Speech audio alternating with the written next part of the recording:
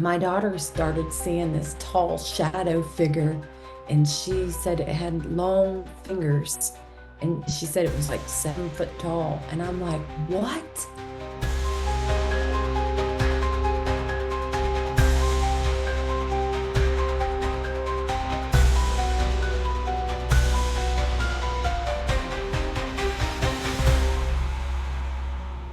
Mandy Cummings always had paranormal experiences. While she pursued a career in law enforcement, she realized that she was a medium and started investigating the paranormal with her sisters. Soon, they began recording and sharing experiences as the Ghost Sisters. One day, Mandy gets an unexpected reach out. I seen this weird message pop up, and I was like, oh, it's 10 o'clock at night. I gotta be up in the morning. I was like, I'll just deal with this in the morning, right? Well, I get up in the morning and I look and I see this weird message from this guy over in Bristol, Tennessee. And he's asking me if I was able to read objects. And I'm like, oh, yes, I definitely can. And he said that he had this dragon portal table. Now I'm hearing dragon portal table, and I'm like, what is he talking about? And he sent me some videos and pictures of this location. The Dragon Portal Table is housed at the Ura Shrine. Located in Bristol, Tennessee, the Ura Shrine is described as a one-of-a-kind place for paranormal, witches, and other unorthodox religions to call home. One of the members of the shrine, he's a chemist, and he created his own cement, and he called it dragon cement. He mixed a bunch of different chemicals, and they built this real thick table that has like 6 layers to it. And they invited all walks of life of people who do different rituals, from dark to good, if you know what I mean. Everyone came in, they did their little rituals on the table, they put their little scriptures in there. So each layer has that built into it. It's just one big portal, basically, that stays open the whole time. They allow anything to come through, they don't shut it down. Well, something was going on. And whatever this thing was, it was giving everyone nightmares, including the owner of the location. So nobody could see what was going on. So they needed somebody outside the box to kind of look in and see. So that's why he reached out to me. The man who reached out to Mandy is Rick Bunn, the owner of the Ura Shrine. Rick Bunn is the owner of the Ura Shrine. He also worked in law enforcement, which was interesting to me because that we had that connection. He is what you call a gatekeeper, caretaker. What he does is he balances the place between the living and the dead. And sometimes he has people that send him haunted objects that they can't handle no more. We do the meeting, and he kind of walks me through, and I just started getting a bunch of different stuff coming to me. And then I seen what was missing from this table. It was a Japanese sword. And I said, where's the sword? And he's like, oh my gosh. He goes, I forgot to put it back on the table. And usually if something is supposed to be in a certain area and you move it, sometimes that can really upset spirit. Well, that's what happened. He had moved it to clean it, and he forgot to put it back on the table. And the knife had been on the table since they built the table. And once he put that knife back on the table, he said within 15 minutes, everything just calmed back down. So he was forever grateful to me because, this thing was waking him up at night. So after that, after seeing his cool place, I was like, do you allow people to come and investigate? He said, sure, if you want to come, you guys can. I said, can we come this weekend? He was like, just give me another week, so I was excited to get there. The next week, Mandy and her sisters go to the Yura Shrine. When us ladies first rode up to this place, it was 3 o'clock in the morning. You see, we went up on a hill. There was a creep graveyard right out front. Then we see these red gates, and then you see these gargoyles, huge gargoyles on the side. And I'm like, what is this? So my sisters are like freaked out, like, Mandy, you don't know this guy. And I was like, I've been talking to him, and they were a little freaked out. But when we opened up the gate, it was like, wow. It was like nothing that I've seen before. I'm not used to seeing places like this. And to beat all, the energy was just, I was so off balance. I mean, I just felt like I was going to tip over. The energy was, it was so strong. It was affecting me. They showed us all through the place and we were just blown away. It had a lot of scary, creepy artifacts. And I was like, oh boy, what am I getting this into? And you can't touch anything. Don't touch nothing, or something might attach to you. I felt things that I didn't understand what I was feeling because there is elementals there, there's witches there. So it was really, really creepy. We spent the whole weekend there investigating. I did some spirit channeling because sometimes like I do spirit writing. And that's when I connected with Sarah. When I was channeling with her, I was asking her how old she was, and she told me she was 18. And I asked her what happened to her. She said she was hitchhiking, or she mentioned she was killed. Yeah. And that she was stuck there. Rick inherited the property from his grandfather.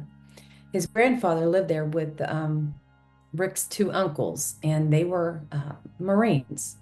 They were in the military for a long time, but his uncles were not good people. I just know they were into torturing and sexual things like that, and torturing animals.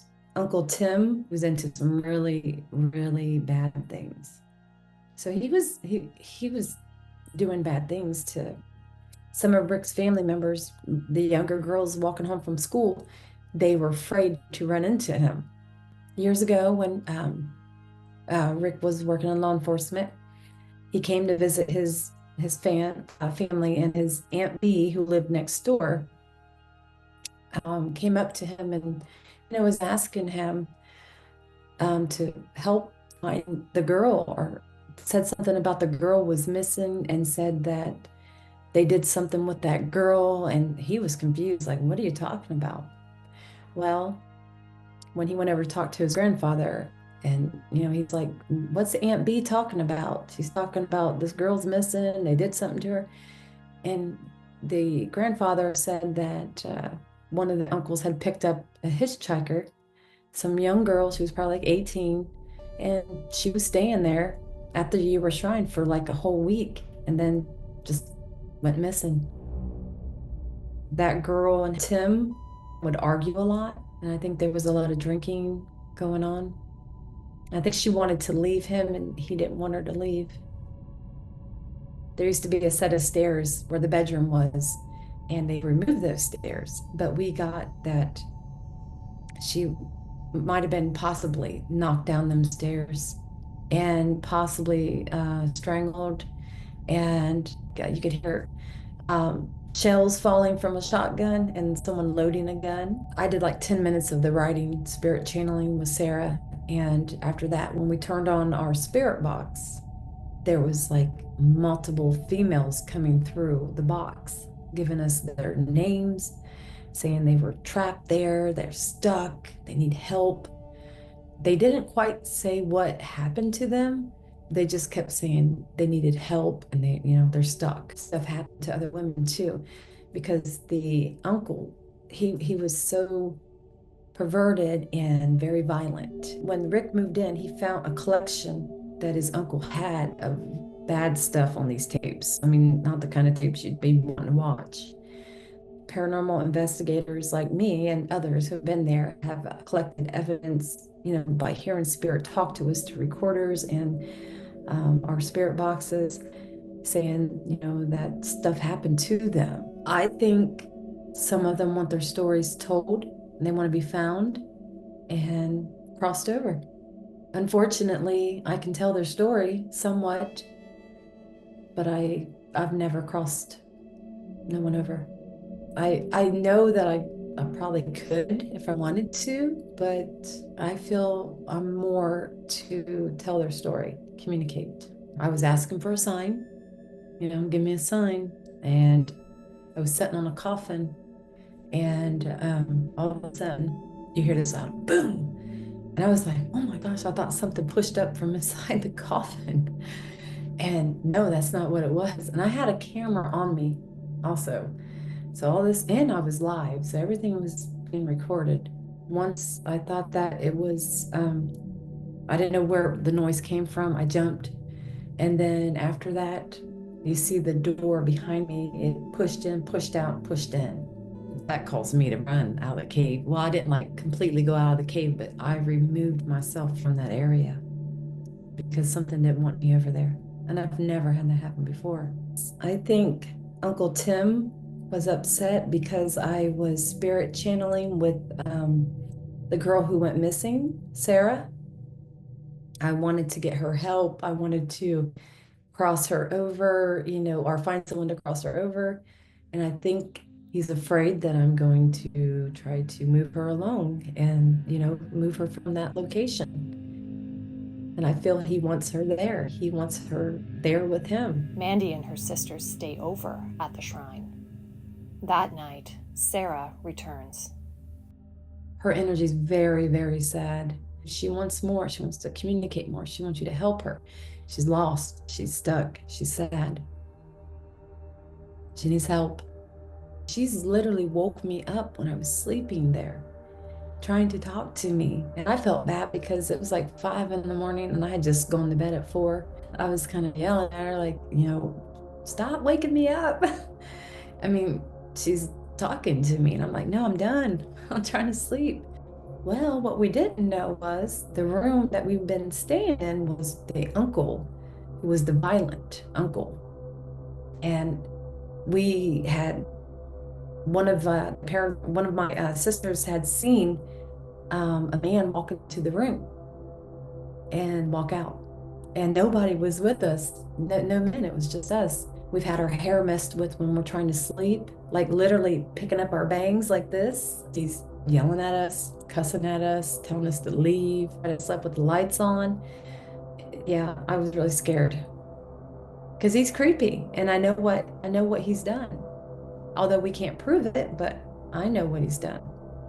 And I actually was terrified to stay there alone without my sisters. We had all kinds of equipment going off. It was a really active weekend. The uncles kept coming through the box. They were telling us to leave, and it was very violent. And I saw this weird thing. It looked like it was brown, translucent, like a ball, like right here on me. I mean, I ducked down and was spinning around. And when I did that, I seen that thing shoot underneath the table, and it went right through the curtain. I just never witnessed anything like that.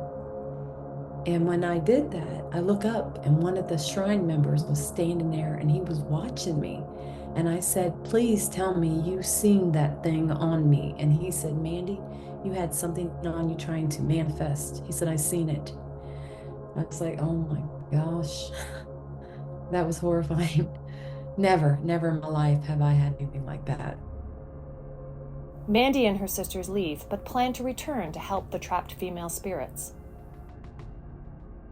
We get in the car, we leave, and when I got home, I noticed there was like something was off with me, and something was like lingering with me.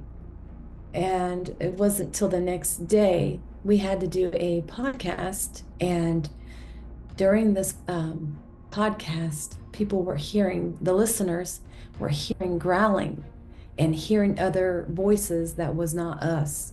So they were getting a little freaked out. And, the lady that was doing the podcast, she's like, you girls might want to sage yourself, got a lot going on. I told her, I said, I don't know if something followed me, but something doesn't feel right in my house. This is day 2. And she told me to take pictures of my home and to go buy a lemon and cut it into fours. And she wanted me to place it all around in my house where I felt like the energy was really off. So I did that, and telling you right now, those lemons, they turn dark. They turn really dark. So later that night, after I did that, um, I was trying to sleep. And now my husband, he also works in law enforcement, and he was working second shift at that time, and I was on first.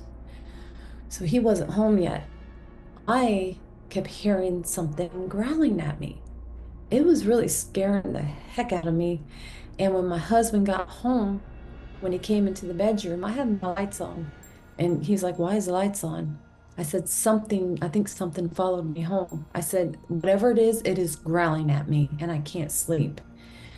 And I mean, I could feel this thing like crawl into the bed, and it would just be right up in my ear. I was freaked out. And my husband, he's kind of skeptical. So he's like, "What?" And he just, so he goes back out into the living room, and I'm trying to sleep. And I just couldn't sleep. This thing just kept taunting me all night long. And finally, my husband ended up coming to bed, and I heard it again. And my husband goes, "Well, you might as well stay up, Mandy." He goes, "You got to go to work." Because I didn't know what time it was, but it had been waking me up on and off through the night. And so I was really mad at that point. I was pissed. I'm like, this thing has been taunting me all night long, and I now have to get up and go to work. And I didn't get no sleep. So I go get in the shower and stuff. And when I get out of the shower and I'm getting dressed, I hear my husband yelling for me. And I'm like, "What?" I go in there and I'm like, "What do you want?" He goes, "Mandy, something is moving the covers." And I said, "What?" He goes, look at the covers." And there was something like, I don't know, it was like something crawling around, and you could just see the covers moving. So he's like watching this, and he's like, "What the?" He's like, trying to flatten the cover. He's like, "What is going on?" I said, "I told you I felt something crawl in the bed, and this thing is growling at me." And I said, "Look, I got to get ready. I got to finish. I got to get to work." So I ended up leaving that morning. When I was heading to work, I hit a baby deer. Now, I have been traveling on this road for 8 years. It is kind of in the country, and there's multiple prisons and jails on this road. And yeah, there's fields around, but I always watch because I know, there's a chance of a deer or something coming out. Well, everything was just lining up. I started to feel like I had a streak of bad luck. The next day, when I was home and I was cleaning my house, and this was during the day, I heard 3 knocks in my house. And I'm like, "Oh my gosh, like I can't believe, this is happening." There was something going on because I heard this thing growling at me. Like, I bet I heard it 3, 4 times a day. This thing would not quit. It was taunting me, almost like it was like lingering around me, and I would hear it up in my ear, like right here. And that was terrifying me. I don't know if it was just trying to scare me and didn't want me to come back to the shrine or what. But it did its job. It did. I was terrified. I couldn't sleep at night. I'm sleeping with the lights on. Everybody was like on the edge. It just felt like it was heavy and thick in here. And it just felt like the energy had shifted. It's not what I was used to. I've been here for like 15 years. It definitely was something different. It just seemed like negative, dark, but it was affecting everybody in the house. My daughter's freaking out. And she's also real sensitive.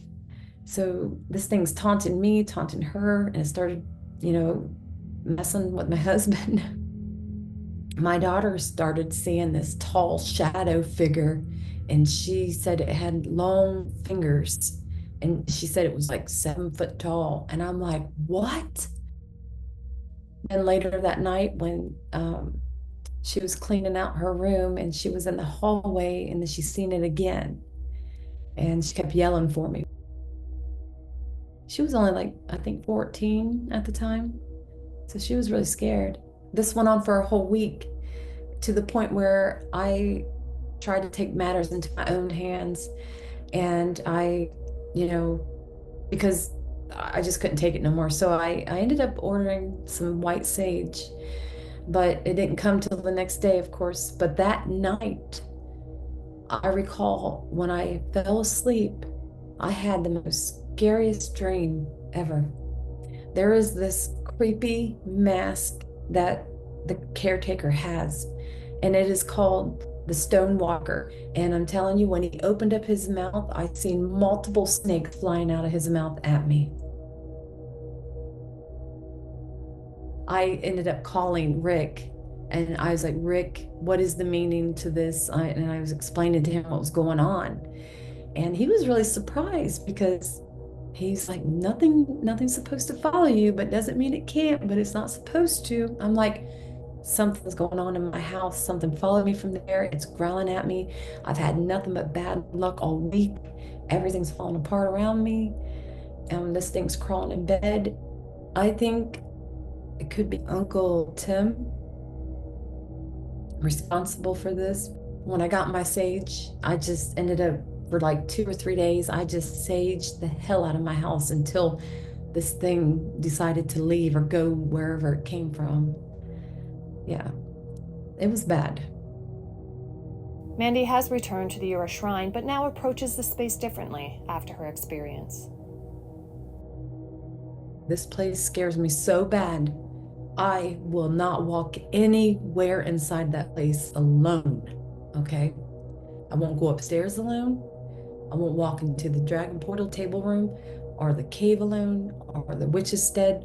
I mean, I am terrified to be in there alone. And even to sleep there alone. If I went to the bathroom, I'm bringing one of the sisters with me. That's how bad it was. I am not comfortable going inside this place alone. I'm going to continue to travel around the states and communicate with spirit, try to help them as much as I can, get their stories out there, because sometimes just you telling the story for them is enough for them to move on. I'm going to keep doing what I love. This is my passion, and I knew from the time I was young that there was something different about me, and and why everything was happening to me. I feel like this is the reason I'm supposed to go out, communicate, and try to tell their story, and collect evidence that and prove there is life after death. Rick hopes another medium will be able to assist the trapped female spirits in crossing over. He's so tired of hearing the females coming through people's devices screaming for help.